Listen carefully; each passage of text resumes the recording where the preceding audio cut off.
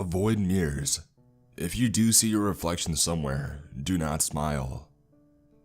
In case you start crying uncontrollably, sit down on the ground. Don't touch anyone that is crying. If you notice blood on your face, do not wash it off. If you notice new people, whistle. If they are real, they will whistle back. This includes, start whistling when you hear somebody from the group doing it. Don't look into the fire for longer than a few seconds. Okay man, listen. I get you're a little freaked out, but I promise it'll be grand. Jake's parents are rich as hell, so it won't be regular camping. Him and his other friends set up some next level stuff. And this chick Lexi is some sort of shaman who does these things all the time. She'll guide us through the whole thing and we'll be there together. This was about a week ago when Nick, my college roommate and best friend, invited me to join him and some guy he knew from one of his courses to go on a psychedelic camping trip.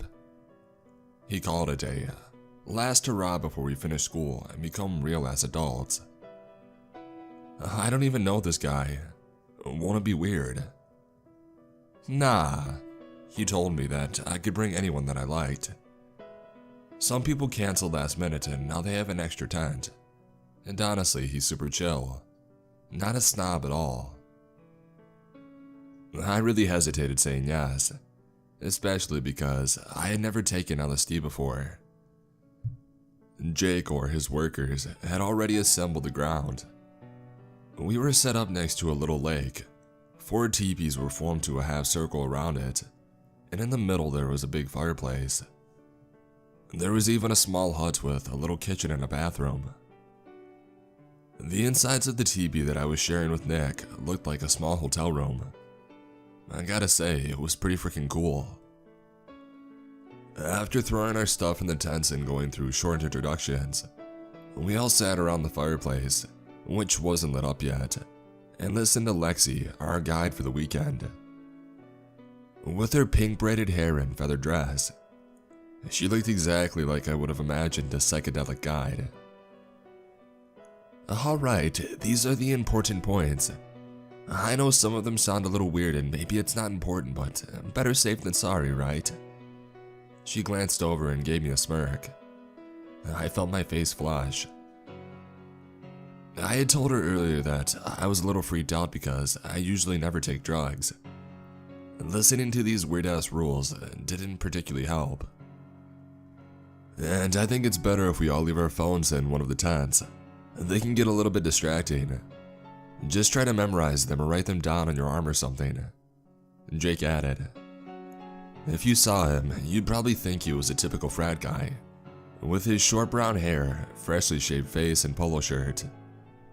Not someone that has his own guru and refers to tarot cards for life advice. Okay, wait, I don't get it. Won't we lose track of time? How am I supposed to know when a few seconds have passed? One of the girls said. Lisa, with her dark hair and all-black wardrobe, was a real contrast to her friend April, who had freckles all over her face and was wearing a bright yellow summer dress. Just don't look into the fire at all, Joshua responded, and laughed as if this was the funniest joke on earth. There was something a little weird about this guy, but from what I had heard, he's been friends with Jake since preschool. Okay everyone, just have a chill mindset and it'll be totally fine, Jake said as he nodded over to Lexi, who started handing out little pieces of blotting paper. I took a look at the little clown face in the paper, with a weird feeling in my stomach, but then I just followed the rest and I let it dissolve on my tongue. Here we go, Nick said and grinned. He leaned over to me and whispered, Don't forget the rules. Shit, the rules. I didn't know how important they were, but I figured it was better to keep them in mind just to be safe. I grabbed a marker and I wrote the following things on my left arm. No mirror. No touching while crying. Don't look at the fire. Don't wash off blood. Whistle.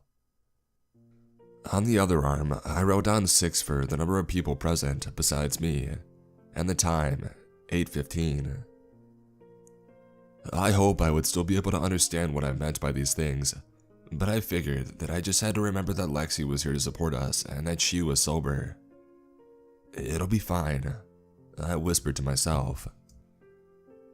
First time, huh? April looked over and grinned.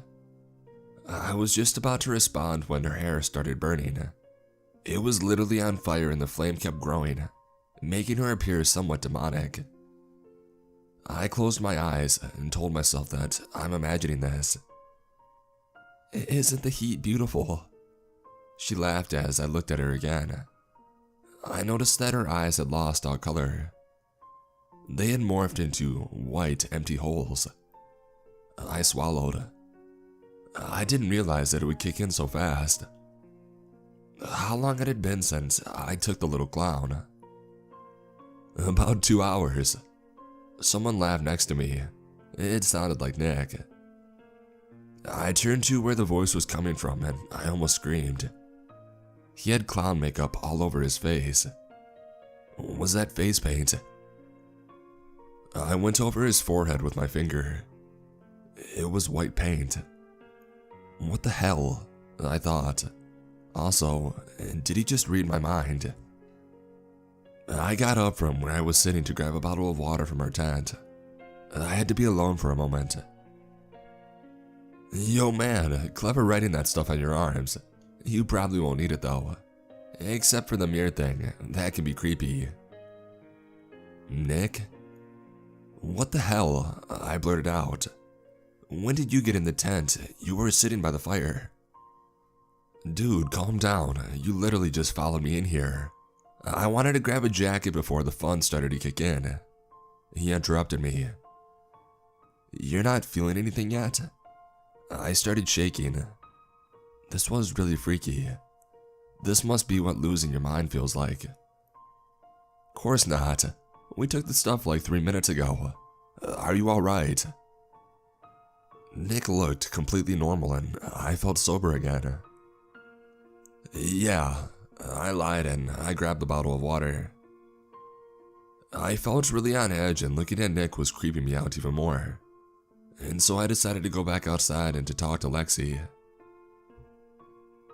I walked out into the grass and as I looked up, I realized that the sun had turned pitch black. And this wasn't making any sense. The sun was just about to go down and now it looked like it was in the middle of the night. I shoved the thoughts aside. That one girl did say you lose track of time. Maybe my mind was just not receiving information in the right order. I had to stay calm. The fire in the middle was lit up and the flames were shining bright. I decided to walk up to one of the other tents so I wouldn't look at it for too long. But then I noticed someone sitting in front of it. The only person outside. Almost automatically, I walked up to her, but it was weird. I didn't recognize her. Whistle. Shit, I sucked at whistling. I somehow tried to get out a sound when the girl turned around towards me and said, "That's okay, I suck at whistling too. It's a weird rule anyway, right?" Yeah, sorry, but who are you? Lisa, we met already. She laughed. I remember distinctly that Lisa had black hair. This girl was blonde. I was legit losing my mind. Right, sorry. I think the acid is hitting harder than I'd imagined. I laughed nervously. Everything else looked normal. This was strange. I sat down next to her, making sure my face wasn't pointed towards the fire. Acid? What are you talking about? Jake promised we wouldn't do this anymore. Do what? Take drugs? I laughed. Hey man, who are you talking to? I turned around to see Nick walking towards me with a black-haired girl. Lisa. The Lisa that I had met earlier. I turned to my left again where the girl was sitting, but she had disappeared. I already hated this trip. I was about to say something when I noticed Jake, Joshua, and Lexi coming out of one of the tents. Alright, all the phones are gone and it's finally dark. I can't wait for this to kick in, Jake said, and he let himself fall to the ground next to us. Now that we're all complete, I thought we could tell some stories or... Complete? Isn't one person missing? I pointed at the number 6 on my arm. Yes, we're 6 people. Me, Nick, Lisa, Jake, Joshua, and you, Lexi said while pointing at each person respectively. No, I counted 6 without me. We should be 7, I said. Dude, we have 3 tents for 2 people each. We're 6, Joshua chimed in. He was right, there were only 3 tents. I was certain that there had been 4 earlier. And then I saw that girl with the fire hair. Fire hair. I felt like I was going insane, and I felt like a real rookie in this group. I knew that I could trust Lexi because she was the only one that hadn't taken anything, so I figured to just let it go. I needed to relax a bit more, or this would turn into a horror trip. I'm not sure what happened for the rest of the night. I was feeling pretty woozy when I got up in the morning. I think we played some games and talked, but I had some major gaps in my memory. I was lying in the tent, hearing Nick snoring in the bed next to me. I took a deep breath in. Everything seemed normal. I felt normal. The effects must have worn off. I sighed in relief. This was the first and last time that I would try LSD. I grabbed a sweater, put on some shoes, and I walked outside where I saw Joshua, along with Lexi and Lisa sitting around a table. Good morning, sunshine, you sleep well? Joshua shouted. I guess so. I mumbled and I took a seat next to them.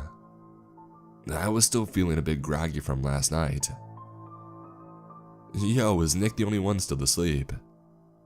Jake was standing behind me with a can of coffee in his hand. I hadn't even noticed him approaching. I looked around. April wasn't there. I wanted to say something, but I decided not to. Not after the conversation of yesterday.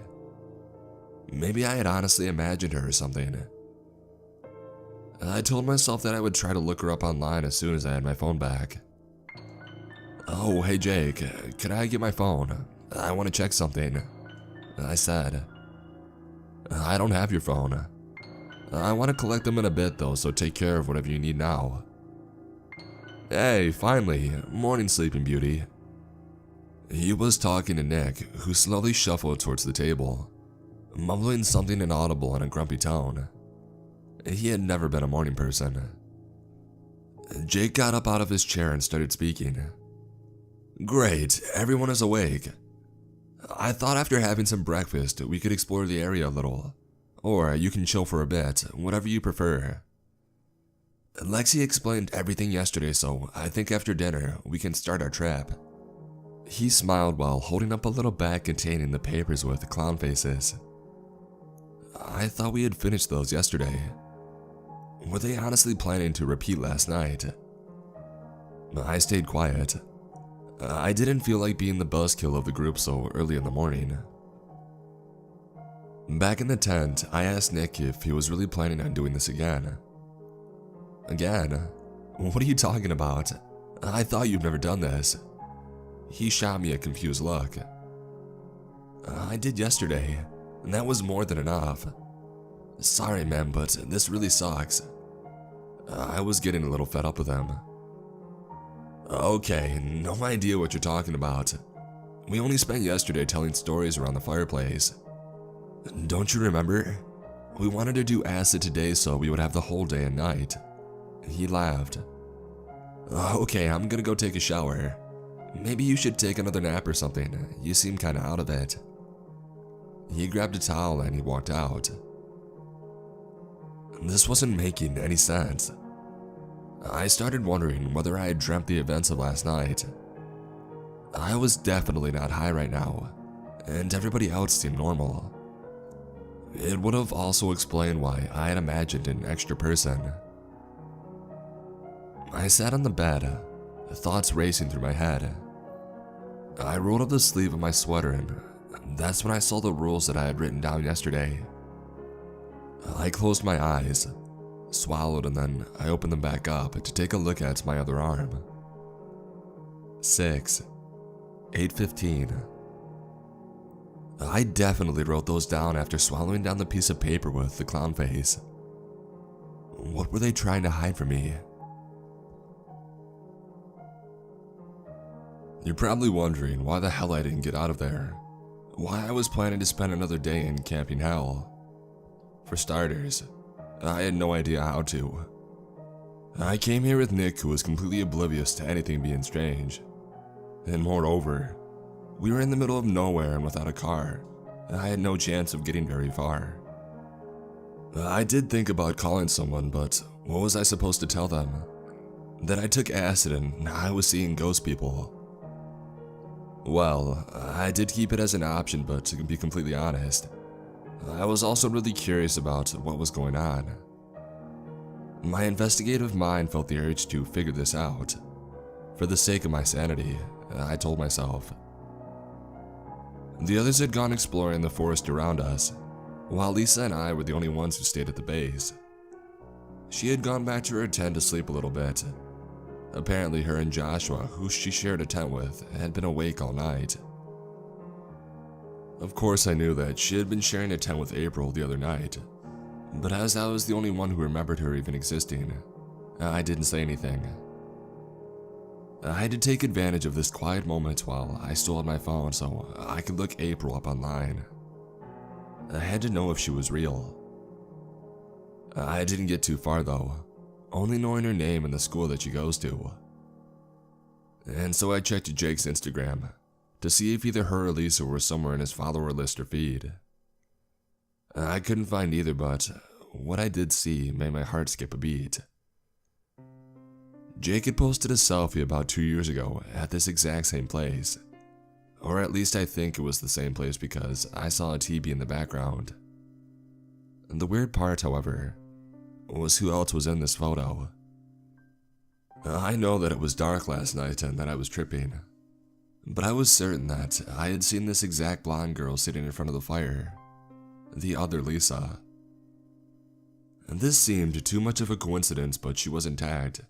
And I didn't know where else to find her, or what this information meant exactly. My battery was almost empty, and so I walked over to the hut to charge it. As the complete idiot that I am, I thought it would be fine to leave it charging in the kitchen while I went to take a shower. When I came out of the bathroom, my phone had disappeared. I ran over to the tent of Lisa, thinking she was the only one around, but she was fast asleep.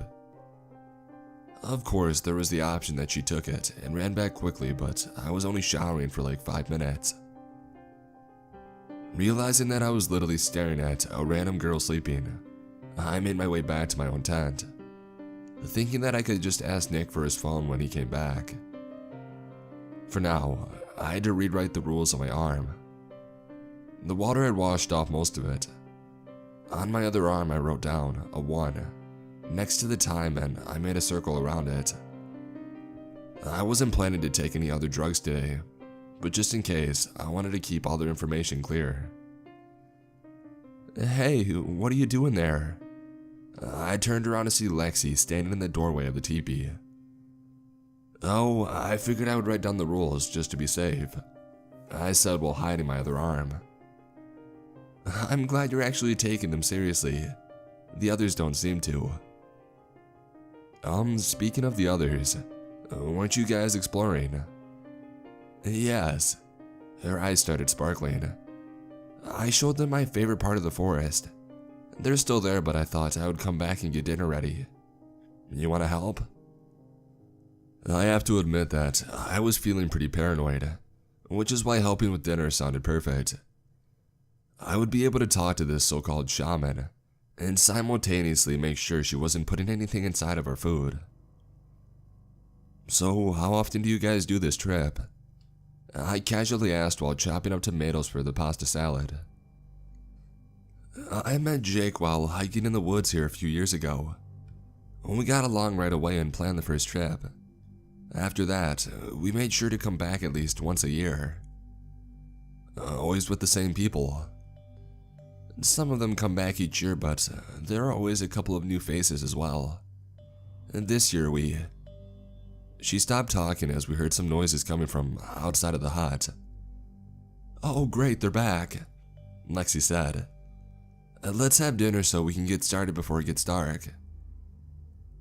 I hadn't realized how fast the time had passed. We finished the last few things and brought the food outside. The rest of the group was already sitting around the table. After eating and chatting for a while, Jake started lighting up the fireplace again. "Let's make things cozy and then we can get started. It sound good?" Everyone started cheering. I was hoping to have a moment alone with Nick, but he didn't leave the group for even a second. After repeating the rules once more, Lexi started handing out the little clown faces again. I made sure nobody was watching as I let mine disappear in the pocket of my hoodie. "Yo, I'm just gonna grab a jacket real quick," Nick said and got up. This was my moment. I followed him into the teepee. "Hey man, I need your phone, real quick." "I don't have it. Jake locked them up, remember?" he said. Of course. This would have been too easy otherwise. I started wondering why Jake never asked for my phone, as if he knew that somebody had taken it. "What time is it?" I asked. Nick took a look at his watch and said, 8:12, why? I grabbed the marker and I wrote down the time on his arm and added the number 6. If it was on his arm as well, maybe it would make more sense. "All right now." I stopped speaking as I saw his face. It was dripping. His entire face was dripping, as if it were wax melting from his skull. My heart started racing, but Nick just laughed and laughed. I took one look at the ground, where drops of his flesh were slowly forming a puddle. It was mixed with face paint. This was too much for me. I stumbled back out of the tent. I felt like I was tripping again, but it wasn't possible. I kept telling myself that this wasn't possible. When I noticed somebody sitting in front of the fire, I couldn't tell who it was and it didn't matter to me. I had to be alone. I ran to the bathroom and I locked myself in. As I was standing in front of the sink, looking into the mirror, I remembered the rule. Avoid mirrors. If you do see your reflection somewhere, do not smile. At this point, I didn't believe those rules had anything to do with the acid anymore, but something inside my gut was shouting to stick to them. It was the only way to get out of this madness. I closed my eyes and I buried my face in my hands. It felt sticky. I closed my eyes again and I noticed red on my hands. Blood. I took a deep breath. I would look into the mirror just for a second, just to see if my skin was bleeding or melting, just like Nick's. I told myself I would be fine as long as I didn't smile. My face was bleeding, but that wasn't the worst part. I was not alone. To my left, I saw Lisa, dark-haired Lisa dressed in black. And to my right was another girl, one that I hadn't seen before. I was about to say something when I realized that they weren't looking at me. They were staring at their reflections, big grins on their faces. I quickly turned around, but they were already gone. I kept telling myself that this wasn't real, that I was imagining it, but deep down, I knew this wasn't making sense. I had felt clear the entire day. I hadn't taken anything else. I felt normal. As normal as one could feel in a situation like this. I took another deep breath and I walked back outside, thinking that maybe Lexi or Jake had put something in the food after all. Dude, what the hell? Nick was standing in front of me, face back to normal. I just kept staring at him. "Whoa, I think I'm going mad," he laughed. "I could swear you were just sitting in our tent crying your eyes out." "Did you touch me?" I asked. "Are you kidding? I kept shaking you, no response at all." "Maybe it was someone else, but I was so sure it." "Okay, I'm actually feeling weird. I'm gonna go look for the pink-haired chick." And just like that, he disappeared into one of the tents. I wanted to follow him, but I felt glued to my spot. I was shaking. I let myself fall to the ground, now actually feeling like crying, but I didn't. Instead, I just closed my eyes and I prayed that this would be over soon. What I saw when I opened my eyes will be engraved into my mind for the rest of my life. The fire that had been lit up earlier had grown 3 times its initial size, and there was a group of people dancing around it while holding each other's hands. I squinted. Something about that fire seemed off, and that's when I noticed her. She was inside of the flames, and it looked like she was trying to fight her way out of it. April. There must have been about 10 figures there just dancing, not even paying attention to her. Both of the Lisas that we came here with, the blonde one that I saw yesterday, and a bunch of people that I had never seen before. No Jake, no Lexi, no Joshua. Absolutely nothing was making sense. If you notice new people, whistle. If they are real, they will whistle back. I had to try it. My lips were trembling, but somehow I got a sound out. In that moment, the entire group turned towards me. I could see it now. Their eyes weren't closed. They were empty. I started wondering how long I had been looking at the fire when I heard the sound of a sharp whistle behind me. It was Joshua. He grabbed my arm and he pulled me inside the teepee. "Stay in here," he shouted, and he ran back outside. I stayed in this tent for the rest of the night. Joshua didn't come back. I didn't dare to go outside, but I heard noises all night long. They were out there. I don't know how much time had passed, but all of a sudden, it was quiet again. I took up all of my courage and I walked outside. The sun was coming up. The fire had extinguished and there was nobody around. I decided to walk back to my tent and to look for Nick. I felt like a coward for not checking up on him last night. And that's when I realized that it was gone. Our tent had disappeared. I was just staring at those 2 single teepees in front of me, at the place where 2 days ago there had definitely been 4. 4 teepees for 7 people. If it had only been for the tents, everything would have seemed fine. Except, 3 people were missing, and nobody but me seemed to notice. Jake and Lexi were sitting around the table, having breakfast and chatting about nonsense while I was completely freaked out on the inside. I made my way over to them and I asked, "Where is everyone?" I felt like shouting or throwing stuff, but I told myself to stay cool for now. I was certain that they had drugged me last night without my knowledge. These people were freaking horrible. All I wanted at this point was to find Nick and get the hell out of there, but I knew that starting a fight wouldn't help. "Well, we're here," Jake chuckled. "You are right now, and Joshua went into the woods or something. What about the rest? Where's Nick?" He shot Lexi a quick look, and then turned towards me and said in a soothing voice, "Probably at home, I guess. Are you okay, man?" "No, I'm not okay. Are you telling me Nick just left without me?" I felt my confusion turning into anger. I was so sick of this place. Lexi got up and slowly walked towards me. "Matt, you seem a little out of yourself. Nick didn't join us for the weekend. He got sick and he bailed last second. Remember, you drove here with Jake. She pointed over to the only car standing there behind the tents. I didn't remember a car. Nick's had been here as well, I wondered. I really couldn't remember. Maybe you should get some rest. Joshua should be back soon and we can have a little picnic in the woods. No, this isn't right. I pointed at the smudged off 6 on my arm. We were more people. April, Lisa, Nick. Where are they? I started shouting at last. April, you mentioned that name before, but neither of us know this person.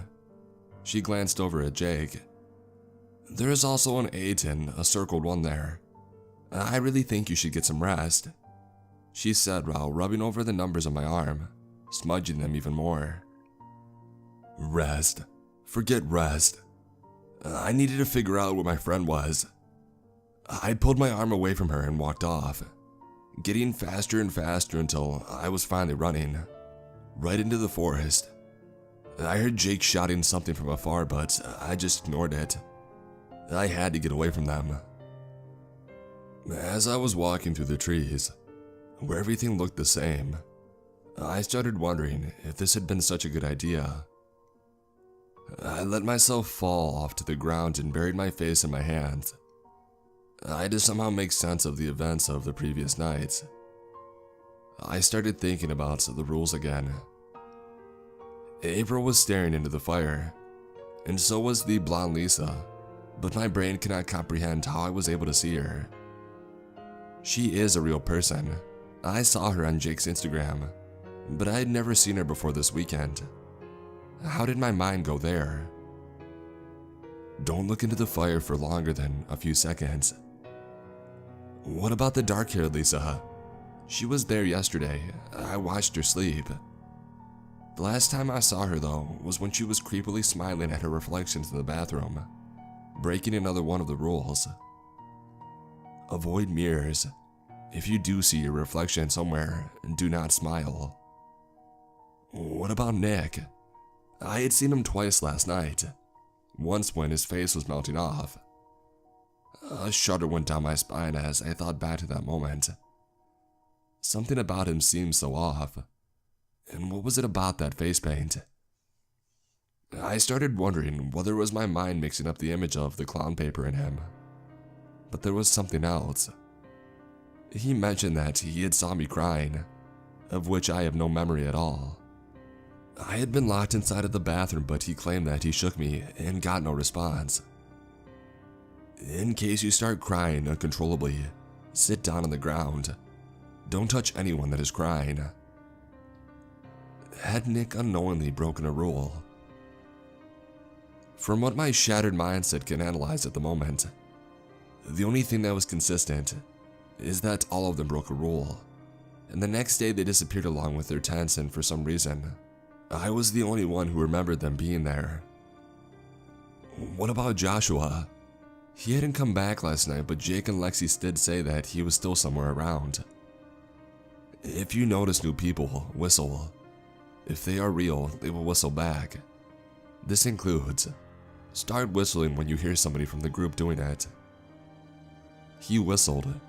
Even more so, he was the only one that whistled back last night.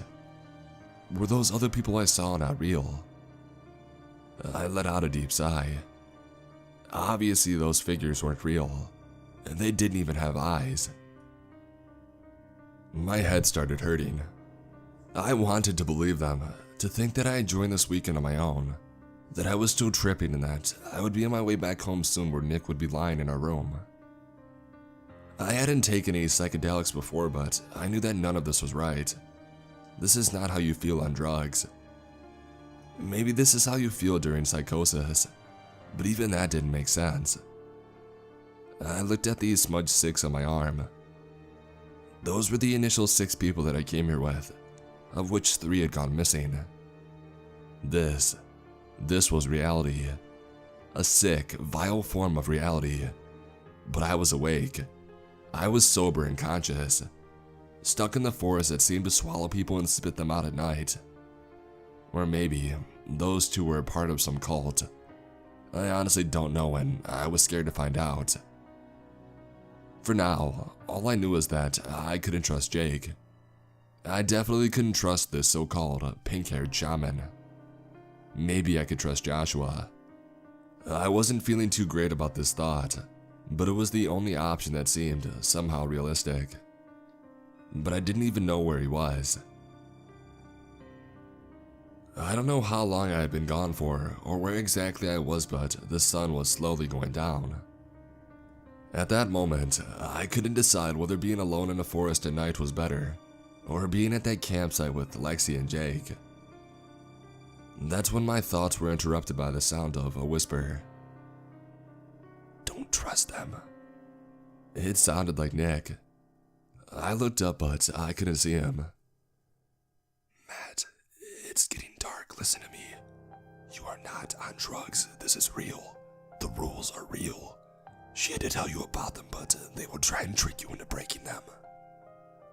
"Nick?" I whispered.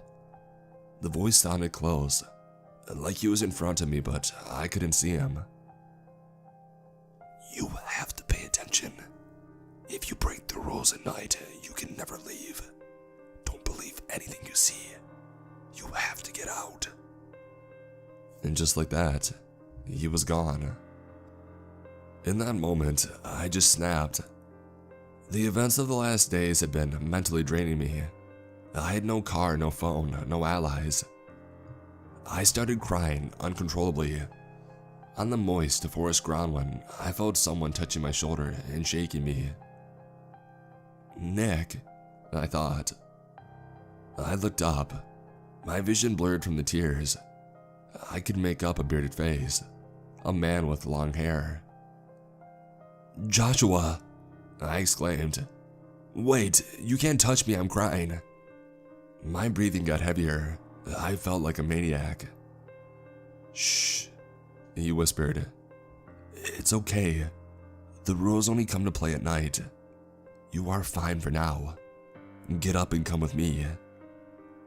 He held his hand over to help me, and I numbly followed him through the forest. I walked all the way to a small open area inside the woods, where a big circle of stones was arranged around a big old tree.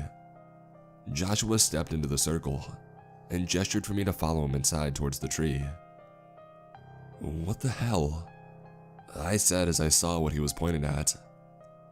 "Look familiar?" he asked. I squinted my eyes. The evening lights made it difficult to recognize anything. It were the rules that Lexi told us about on that first night, engraved into the bark. Not those exact words, but it was close enough. My brain felt completely fried. Is this some sick prank? I'm really done with this bullshit. He looked at me with a dead serious look on his face. "Did you break any of them?" "I don't think so," I said. "Neither did I, or Jake or Lexi. Actually, they weren't even around much at night. Did you not notice that?" he asked. That was kind of hard while losing my mind at the same time. "You weren't losing your mind, man, don't you understand? It's this place. It tried to make you fail. Just like Lisa, April, Nick, and..." He stopped talking and took a deep breath in before he continued. "I'm still trying to figure things out. It has something to do with a girl, Lexi or whatever her real name is, and with Jake, whose family owns this cursed godforsaken ground." This sounded completely ridiculous. I wanted to say something, but I had witnessed weirder things in the last couple days. "Alright, man, how exactly did you figure this out?" I said after thinking for a little while. "Lisa." His eyes started to tear up. "Not the one that we came here with. She just happens to have the same name. My girlfriend. She joined Jake on a camping trip 2 years ago and never came back. They sold her death to us as a fatal car wreck." He banged his fist against the tree. "That's what they do every time. They make it go away with money. Nobody realizes that it is always connected to this forest. I didn't either at first." He took a deep breath and continued. "It had been 2 years and I needed closure. And that's why I said yes when he invited me. Wait, I chimed in. Why did you act like you didn't remember April being here? Why did everyone forget her? I have no idea. I had honestly forgotten. I don't know why you didn't. But you remember now. He closed his eyes. Last night, after I brought you to the tent, I went out again. I thought I saw someone in the woods and I followed them to this place. It was her, Lisa. My Lisa. She warned me. Could this be the same girl that I saw? I wondered. What did she look like? Exactly how she did before she went missing. Rosy cheeks, long blonde hair, a big bright smile. He clenched his fists together. But her blue eyes, they were gone, turned into empty holes. Had Joshua talked to Lisa the way Nick had talked to me? Joshua looked up and pointed his finger towards the branches of the tree. Just like that. There she was, Lisa with the long blonde hair. And April in the yellow summer dress, the other Lisa in all black, and my roommate Nick, together with the people that I saw last night, lifelessly hanging from the tree with a rope tied around each of their necks, all of their eyes open voids. My heart started racing. I felt like throwing up. I gagged and I forced myself to look away. There was no way that we were imagining the same thing. Only then did I notice the bottle of gasoline in Joshua's hand. I still don't know how we pulled this off. The tree was in flames. For some reason, it did not catch on to anything else though, as if it was protected in the circle. Jake and Lexi must have noticed because I heard her loud screams inside of the forest.